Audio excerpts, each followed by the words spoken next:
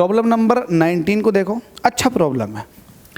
आपसे कह रहा है इस प्रॉब्लम के अंदर क्या है ना, वेक्टर भी जीरो, क्या कोई वेक्टर जीरो हो सकता है? कब?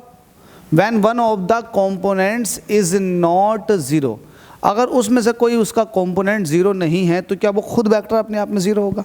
मैं बाप हूँ, मेरे 4-5 बच्चे हैं, तो यार अगर मेरे बच्चे हैं तो क्या ऐसा पॉसिबल है कि उसका बाप ना हो? नहीं, गलत है, उसका बाप होगा ही होगा हर हाल में। तो ऐसा नहीं है ना कि बिना बाप के बच्चे पैदा हो जाए, तो बाप का होना बहुत ज़रूरी है।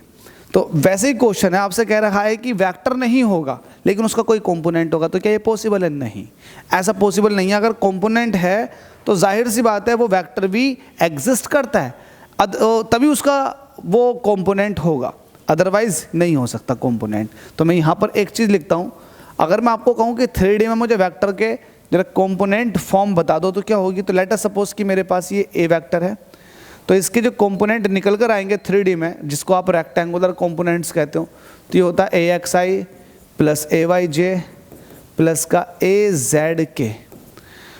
अब मुझे एक बात बताओ, अगर मैं इसका कहूँगा कि मैग्नीट्यूड ऑफ ए वेक्टर कितना है, तो आप यही तो कहोगे कि जो आई जे के कोफिशिएंट है उनका स्क्वायर करके ऐड कर दो, यही तो है ना, ये आ चुका। तो अब मुझे एक बात बताओ, अगर कोई भी कंपोनेंट एग्जिस्ट करता है तो जाहिर सी बात है फिर ए वेक्टर होगा। अगर कोई भी कंपोनेंट मान लेते हैं कि 2 जीरो हैं और ए की ए जेड की वैल्यू रख दूं, तो जाहिर सी बात है यार ए मुझे मिल जाएगा, ए जेड के इक्वल ही होगा रूट में। तो यार ये इससे ये पता चल रहा है ना कि अगर कोई कंपोनेंट है तो वो वेक्टर भी एग्जिस्ट करता है, अदरवाइज अगर वो कंपोनेंट है और वेक्टर नहीं है तो ऐसा पॉसिबल नहीं है। तो हमसे यही कह रहा था कि इसका यही कह रहा था कि ऐसा हो सकता है, कि जवाब हो जाएगा नो। वो लिख देंगे if any one rectangular component is exist, so